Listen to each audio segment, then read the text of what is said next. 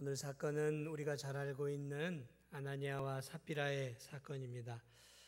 저는 오늘 이 사건을 다 다루려고 하는 게 아니라 오늘 우리가 공부하고 있는 사도신경의 성령에 대한 부분들을 좀 다루고자 합니다. 성령을 믿사오며.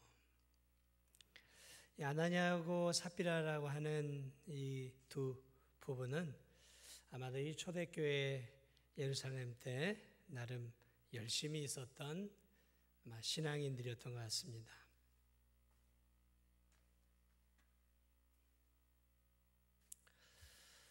이 당시에는 뜨겁게 성령을 체험한 하나님의 사람들이 자신이 가지고 있는 것들을 아낌없이 이렇게 교회에 드렸어요. 그럼 그것을 가지고 팔아서 가난한 성도들에게 이렇게 좀 분배하며 나누어주는 그런 공동체였는데, 이 아나니아 삽비라도 뭔가 좀 땅이 좀 있었던 것 같아요.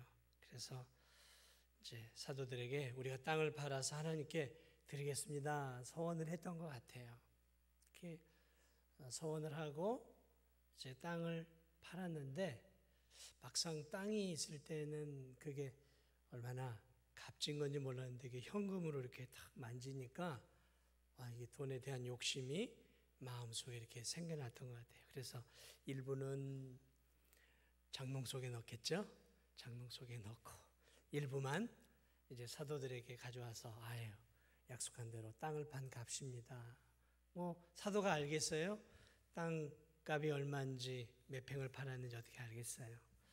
그런데 여호와의 영 성령이 베드로에게 임했던 것 같아요. 그래, 오늘 이 아나니아를 향해서 이렇게 얘기합니다. 3절을 보니까 아나니아야, 어찌하여 사탄이 내 마음에 가득하여 내가 성령을 속이고 땅값 얼마를 감추었느냐. 성령을 속였다 지금 말하고 있어요. 지금 어떻게 보면 아나니아하고 삽비라는 성령이 아니라 누굴 속이고 있냐면 베드로와 사도들을 속이고 사람을 속이고 있었거든요. 그런데 오늘 이 베드로 사도는 뭐라고 얘기를 하고 있냐면, 네가 지금 속이고 있는 것은 공적인 언약을 하나님 앞에 한 것이기 때문에 네가 지금 사람만 속이는 게 아니라 성령을 속이고 있는 것이다. 그래서 4절에서 네가 지금 사람에게 거짓말한 게 아니라 하나님께 한 거다. 하나님께. 네가 하나님을 대적하고 하나님께 거짓말한 것이다. 그리고 이렇게 세상을 떠나죠. 그런데 얼마 있다가 한 3시간쯤 지나서 그의 아내가 또 이제 들어와요.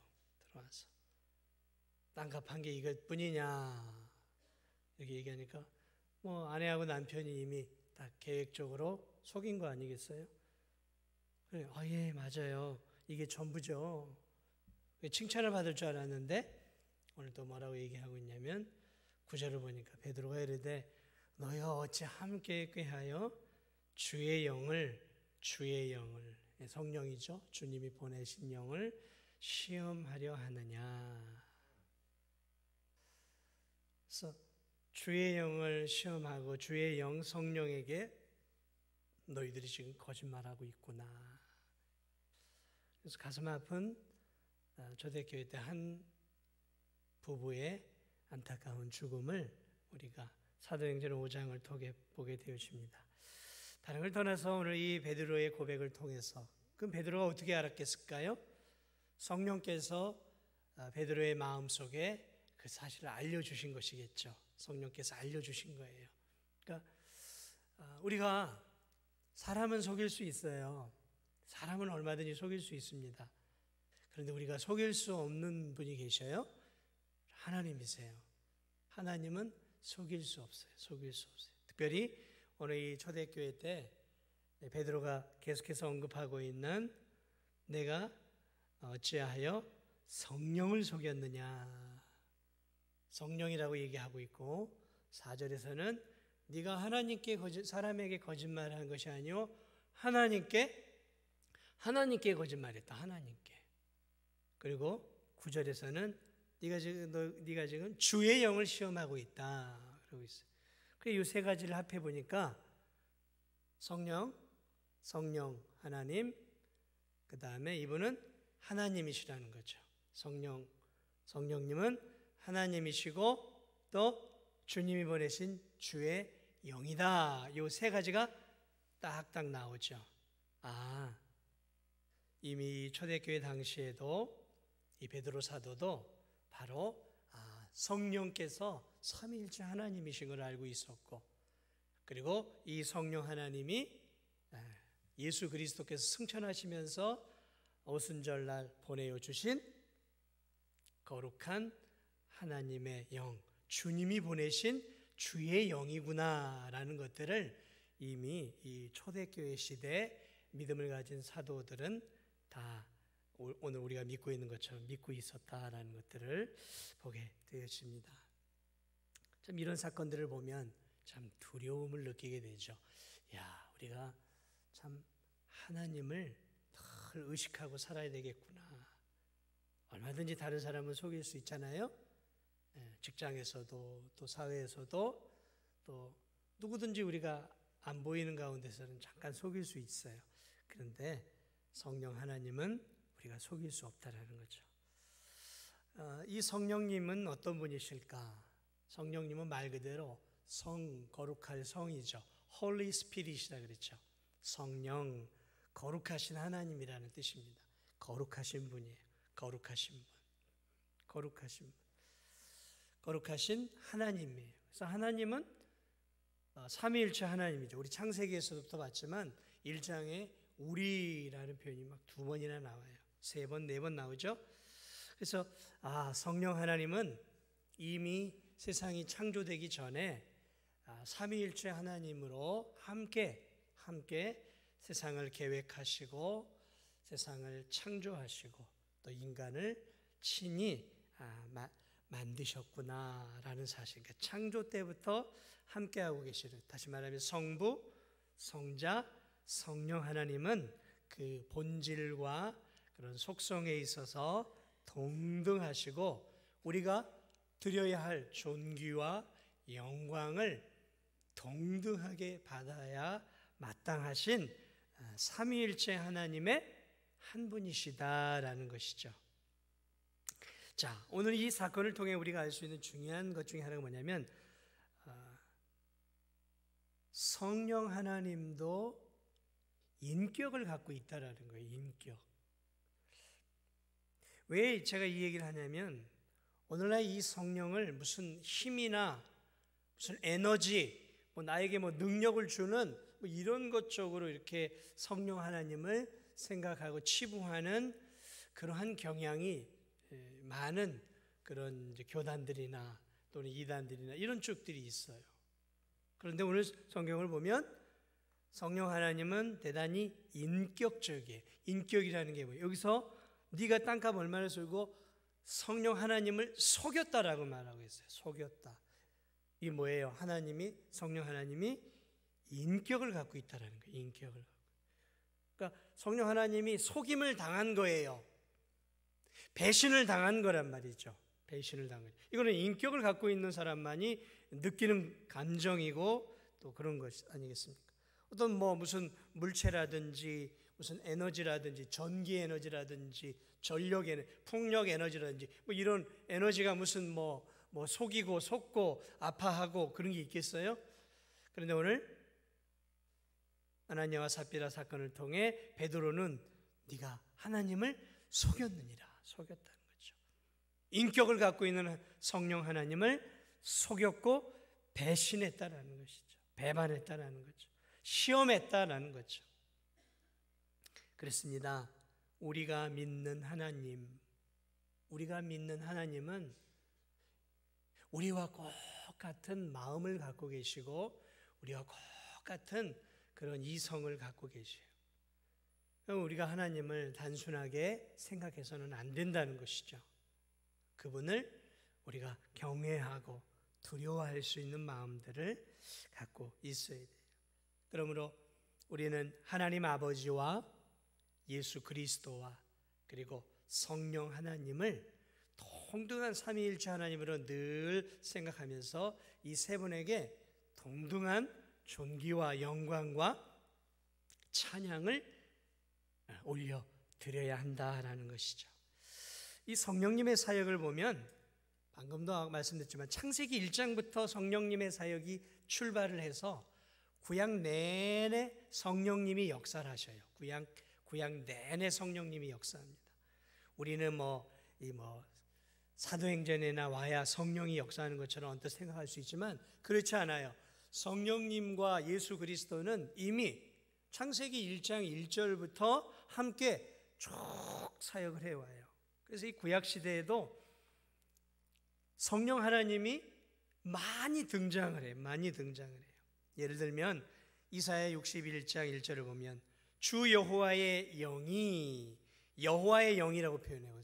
주 여호와의 영이 내게 내리셨나니 이는 여호와께서 내게 기름을 부으사. 그러니까 주 여호와의 영이 임했다라는 거죠. 이런 것들이 성경 이 구약 전체 가득하죠. 우리 예전에 제가 삼손에 대해서 이렇게 몇 주간 쭉 설교를 했잖아요. 그때 이 삼손이 그냥 막 힘을 발휘했던 게 아니라 그때 구약 시대는 성령 하나님께서 임하셨다, 또 힘을 주셨다. 이제 그 일이 끝나면 다시 또 떠나시고 이렇게 역사를 하셨어요. 그래 이 사사기 예를 들어서 이 삼손에 대한 부분을 보면 그 13장 사사기 13장 25절을 보면 소라와 에스달 사이 마하네단에서 여호와의 영이 그를 움직이기 시작했다 그래요. 여호와의 영이 이제 그를 강하게 사로잡기 시작했다라는 거죠. 그리고 14장 19절에서 거기도 보면 여호와의 영이 삼손에게 강하게 임했다 그랬어요. 강하게 임하였음에. 그래서 이 삼손의 사역들을 보면 마지막 죽는 순간까지도 하나님에게 은혜를 달라고, 성령을 달라고, 힘을 달라고 구하고 있잖아요. 시편 51편 11절을 보면 나를 주 앞에서 쫓아내지 마시며 주의 성령을 내게서 거두지 마옵소서. 그래서 이 시편 기자도 성령 하나님께서 자신에게 임할 때 놀라운 은혜와 기쁨과 위로와 힘을 얻었던 것들을 시편 기자가 곳곳에서 기록해 놓고 있는 것들을 보게 되어집니다. 선지자들 대부분이 성령이 임하면서 하나님의 사역자들이 되어요. 그리고 성령께서 임하여 그들에게 할 말을 그들의 입에 넣어 주시잖아요. 이 구약을 보면 온통 성령의 이야기가 너무 많이 나와요. 그래서 삼위일체 하나님이 이렇게 함께 구약 시대에도 역사하고 있구나. 여러분, 예수님이 어떻게 태어나셨어요? 어떻게 임신이 되었습니까? 성령으로 잉태하사. 성령으로 잉태했어요. 마리아 여인, 어떻게 여인 혼자 임신을 할 수 있겠습니까? 불가능하죠. 그럼 불가능합니다. 과학적으로 의학적으로 불가능해요. 그런데 성령이 그 여인의 가운데 역사할 때 성령의 능력으로 예수 그리스도께서 한 여인의 뱃속에서 잉태가 되었어요. 그러므로 예수 그리스도의 출발은 성령과 함께 출발하고 있어요.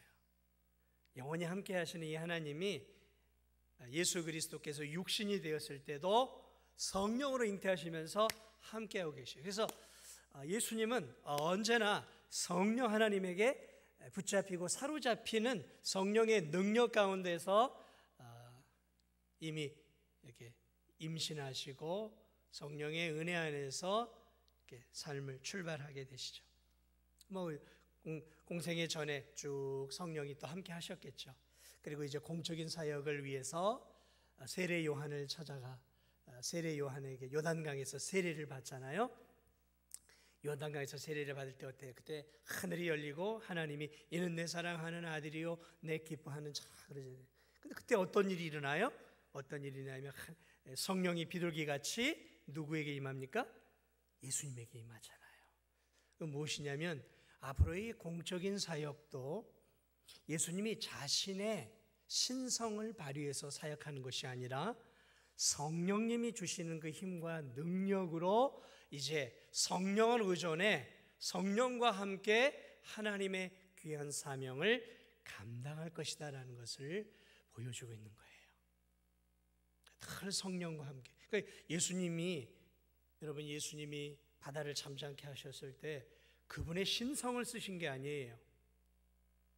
우리가 잘 알아야 될 부분들이 있어요. 그게 무엇이냐면 예수님이 이 땅 속에서 행하셨던 모든 기적들, 병자를 고치는 것들, 그리고 귀신을 내어쫓는 일들, 말씀을 통해 한 영혼들을 구원해내는 모든 일들은 자신의 신성의 능력을 써서 한 것이 아니에요. 그러면 그 능력이 어디서 왔을까요? 함께 하시는 성령의 능력이었어요. 성령의 능력이었어요. 성령의 능력이었어요.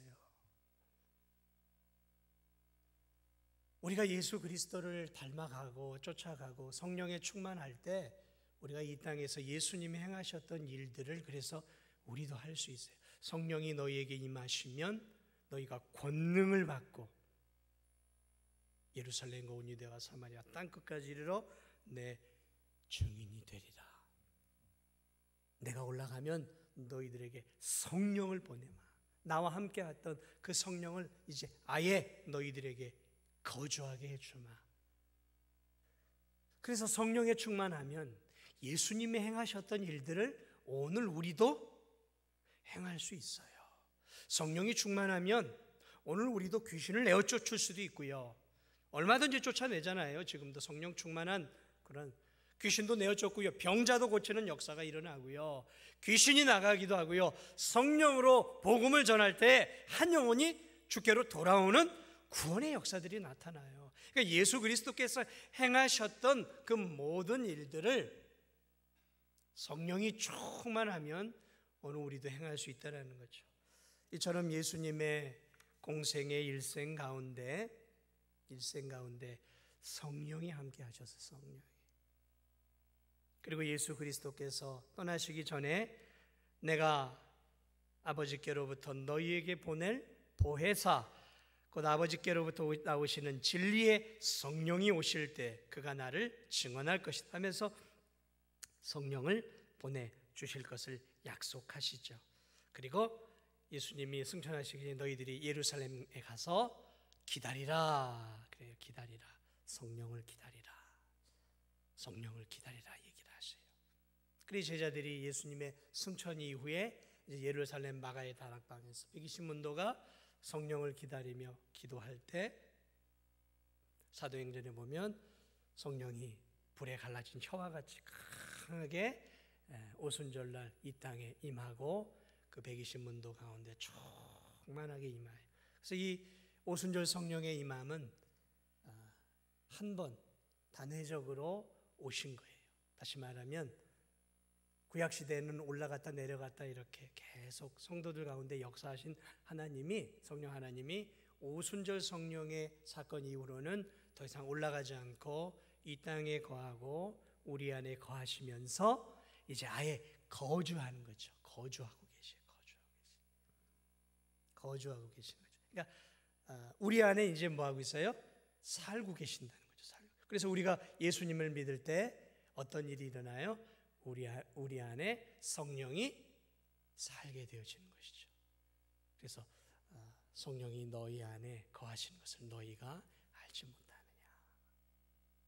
너희가 성령의 전인 줄을 알지 못하느냐? 거주하고 계세요. 그러므로 저와 여러분의 마음속에는 지금 누가 계셔요? 성령님이 계셔요. 그래서 우리의 이 몸, 마음은 성령님이 거하는 성령의 거룩한 전이죠. 거룩한 전이죠. 자, 어쨌든 이렇게 성령이 오셨어요. 성령이 오셨습니다. 예수님이 보내신 그 성령이 이제 오셨어요. 오셔서 무슨 일을 하실까요? 성령이 오셔서 무슨 일을 하실까요? 오늘 이 본문을 보니까 주의 영이라 그랬어요. 주의 영. 주님이 보내신 영이에요. 왜 주님이 이 땅 가운데 보내셨을까요? 주님의 일을 하시기 위해 보내셨겠죠. 삼위일체 하나님이 우리 인간을 향한 일을 하는 데 있어서 분배가 있어요. 사역이 달라요. 성부 하나님은 우리 인간들을 구원하시기 위한 큰 그림을 그리셨다면, 성자 하나님은 그 하나님이 이루신 그 구원의 원대한 계획을 실제적으로 이루기 위해서, 성취하기 위해서 이 땅에 오셔서 십자가에 죽으시고 부활하심으로 하나님의 그 원대한 계획을 완성시켰어요. 자, 완성은 됐어요. 구원이 완성이 됐어요. 그러나 한 사람 한 사람 하나님이 선택한 영혼들이 이제 그 완성된 구원을 받아들이고 한 영혼 한 영혼이 구원을 얻기 위해서 이제 해야 할 일이 있는 거죠. 한 영혼이 구원을 얻으려면 역사하시는 하나님의 영이 필요해요. 그래서 이제 성자 하나님이 올라가시고 성령 하나님이 내려오시면서 바톤이 터치가 됐어요. 그래서 성령 하나님이 오셔서 하는 가장 큰 일은 이 세상 속에서 예수 그리스도가 하나님의 아들이고 예수 그리스도가 우리의 구주라는 사실을 만천하의 말씀을 통해 드러내는 일을 하러 이 땅에 내려오신 거예요. 그 일을 하러 오신 거예요. 다시 말하면 예수님이 이루신 구원의 완성을 이제 하나님이 창세전에 예비해 놓으신 하나님의 자녀들에게 한 영혼 한 영혼에게 적용을 시키는 거예요. 그래서 저와 여러분이 성령 하나님을 통해서 언제인지는 모르지만 예수 그리스도의 복음을 받아들이고 예수 그리스도의 은혜 안에서 구원을 받고 중생의 역사가 우리 안에 일어났다라는 것이죠. 그게 성령 하나님께서 우리 안에서 이루어 내신 일들이다라는 것이죠. 사랑하는 여러분, 그렇습니다. 저와 우리가 그냥 예수님 믿은 거 아니에요. 어느 날 복음을 들으니까 야, 이 복음이 생명의 복음이구나. 이 복음이 정말로 진짜구나. 예수님이 길이요 진리요 생명이구나. 우리가 듣고 몰라요. 세상 사람들 보세요. 아무리 전해도 못 알아먹잖아요. 말 같지 않은 소리 하지 말라 그러잖아요. 주님을 믿을 바에는 내 주먹을 믿겠다 그러잖아요. 저절로 믿어지는 것이 아니라 성령이 찾아오셔야 우리가 진리 가운데로 인도함을 받을 수 있는 거예요. 그래서 예수님이 요한복음 16장 13절에 진리의 성령이 오시면 그가 너희를 모든 진리 가운데로 인도하시리니, 진리의 성령이 오시면 그가 너희를, 우리를 모든 진리 가운데로, 진리가 누구예요? 예수 그리스도잖아요. 우리를 진리 가운데로 예수 그리스도께로 인도하는 거예요. 그래서 성령의 가장 중대한 사역은 죄인들로 하여금 영적인 눈을 뜨게 해서 구주가 되시는 예수 그리스도를 믿게 하는 사역이죠. 그리고 믿게 할 뿐만 아니라 그 예수 그리스도를 믿음으로 이제 성령이 우리 안에서 아예 집을 짓고 사시는 거예요. 우리 안에서 아예 거주하시는 것이죠. 그래서 바울은 고린도서 3장 16절에서 너희가 하나님의 성전인 것과 하나님의 성령이 너희 안에 계시는 것을 알지 못하느냐. 6장 19절에서는 너희 몸은 하나님께로부터 받은 바 너희 가운데 계신 성령의 전인 줄 알지 못하느냐. 우리가 성령의 전이라는 거죠. 저와 여러분이 성령 하나님이 거하고 계시는, 그러니까 성령님과 동행하는 하나님의 집이라는 거예요. 성령의 집이라는 거죠. 성령이 어떤 영이라고 했습니까? 거룩한 영이에요. 거룩한 영이 더러운 데 살겠습니까? 안 살겠습니까? 우리가 예수님의 보배 피로 깨끗해졌으니까 성령님이 이제 우리 안에 살고 계시는 거예요. 왜 우리 안에 살고 계실까요? 왜 우리 안에 살고 계실까요? 성령님이 우리 안에 살고 계시면서 우리와 함께 하고 싶은 일들이 있어서 그런 거예요. 이 땅에 사는 우리들과 함께 성령님이 하고 싶은 일들이 있는 거예요. 생육하고 번성해 땅에 충만하라. 땅을 정복하라. 땅을 다스리라. 하나님은 우리를 구원해 내시는 것에 목적을 거신 것이 아니에요. 거기가 전부가 아니에요. 구원받은 것에 우리의 신앙의 목적이 거기에 전부가 아니란 말이죠. 구원받은 하나님의 백성들이 이 땅 가운데서 해야 할 일이 있기 때문에 성령 하나님이 지금 우리와 함께하고 계시는 거예요. 우리를 통해 뭘 하길 원하실까요? 우리를 통해서 하나님은 예수 그리스도께서 이루신 이 구원의 역사, 하나님의 나라를 점점 더 세워가는 하나님의 일꾼으로 삼으시기 위해 지금도 저와 우리 성도들 마음속에 함께 하시고 동행하고 있어요.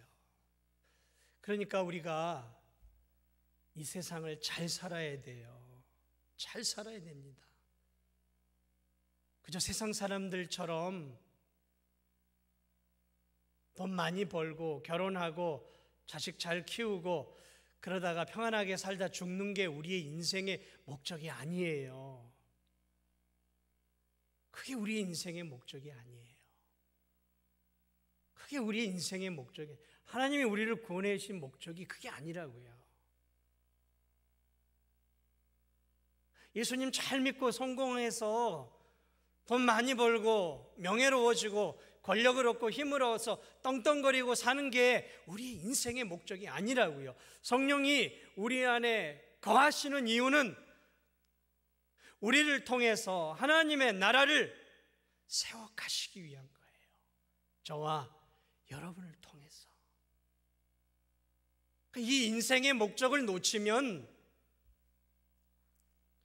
참 그리스도인이 되었다 할지라도 답답하게 사는 거예요. 답답하게 사는 거예요. 안타까운 거죠.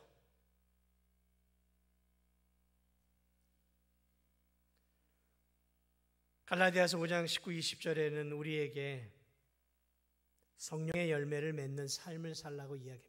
성령이 계시니까 성령의 열매는 사랑과 희락과 화평과 오래 참음과 자비, 양선, 충성, 온유, 절제와 같은, 이 뭐예요? 가만히 보니까 이게 예수님의 성품이고 하나님의 성품이에요. 우리 안에 하나님의 성품이 있다고 그랬잖아요. 신의 형상이 있다고 그랬잖아요. 그 신의 형상의 열매를 맺어가야 된다는 거죠. 신의 자녀다운 열매라는 거죠. 뭐가요? 사랑과 희락과 화평과 오래 참음과 자비, 양선, 충성, 온유, 절제, 이게 신의 자녀들이 맺어가는 열매예요. 열매.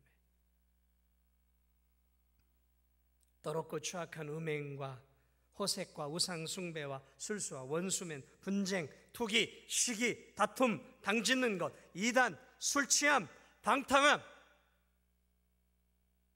더럽고 추악한 것들, 이런 것들을 버려야 되는 거예요. 버려야 되는 거예요. 하나님의 자녀들 좀 버려야 돼요. 버려야 돼요. 이 진도 땅을 이렇게 바라보면서 저 도심은 도심대로 술 취함과 방탕과 쾌락과 향락으로 가득 차 있지만 이 진도도 가만히 보니까 그게 만만치가 않아요. 만만치가 않아요. 음란해요. 굉장히 음란해요. 이 진도 땅이 음란해요. 음란해요. 여러분, 이 진도 땅 위에 기도 많이 하셔야 돼요. 많은 가정들이, 제대로 된 가정들이 많이 없어요. 보니까 술 취하고 방탕하고 정상적인 이 가정의 삶이 아니라 외도하는 일들을 가볍게 여기는 이런 풍조가 이 안에 가득해요. 사랑하는 여러분, 성령의 열매를, 하나님의 자녀다운 열매를 맺어야 돼요. 말씀을 따라가는 삶을 살아야 돼요. 말씀을 따라가는 삶을 살아야 돼요. 우리는 법을 따라가는 사람들이 아니에요. 법이 중요해요. 그런데 제가 오늘날 이 대한민국을 보니까 법 따라가다가는 하나님의 말씀으로부터 멀어질 수도 있겠다라는 생각이 드는 거예요. 법 위에 하나님 말씀이 있어요. 우리는 말씀을 따라가는 거예요. 성령 하나님은 우리가 하나님의 말씀을 따라가기를 원하는 거예요. 법이 아니라 법 위에 하나님 말씀이 있는 거예요. 말씀을 따라가야 돼요. 말씀을 따라가야 돼요. 세상의 법이 간음죄를 폐지했어도 우리는 간음은 간음이에요. 세상이 동성애를 옹호하고 추구하고 음란한 것들을 받아들이는 세대를 하다 쾌락과 이런 것들 향락을 당연한 것이라고 여길지라도 우리의 하나님의 법은 그걸 죄라고 여기고 있어요. 죄로 분명히 규정하고 있어요. 우리는 거룩한 하나님의 법, 말씀을 따라가는 사람들, 말씀. 세상 풍조가 아니에요. 세상의 흐름이 아니에요. 세상의 사상의 흐름이 아니에요. 시대의 조류를 따라가는 게 아니에요. 우리는 시대의 어떤 문학의 조류나 사상의 조류나 철학의 조류를 따라가는 게 아니에요. 우리는 말씀을 따라가는 거예요. 말씀을 따라가는 거예요. 말씀이에요. 말씀. 이게 옳고 그르냐는 어느 교수가 뭐라고 이야기하느냐, 정부에서 뭐라고 이야기하느냐가 아니라 하나님이 뭐라고 말씀하셨느냐, 이걸 봐야 되는 거예요. 성도는. 그게 성령의 사람이에요. 그게 성령을 믿고 성령을 의지하고 살아가는 사람들이라는 거죠. 그리고 하나님 나라를 위해 사는 거예요. 하나님 나라. 그리고 그 하나님 나라를 우리는 보통 교회를 통해 이루어 가잖아요. 그래서 교회가 중요한 거예요. 지역교회가 중요한 거예요. 그래서 그 교회를 통해 내 믿음을 지키고 내 신앙을 지키고 내 신앙을 키우고, 그리고 그 교회가 하나님의 일들을 감당할 때 나도 거기에 동참하면서 함께 선교하고 함께 구제하고 함께 전도하고 함께 이웃을 사랑하고 지역사회를 살리면서 복음을 증거하며 하나님 나라를 세워가는 것입니다. 우리 오여 선교회 회원들, 우리 오여 선교회 회원들이 저는 예수 그리스도를 구주로 믿는 성령의 사람들임을 전 믿습니다.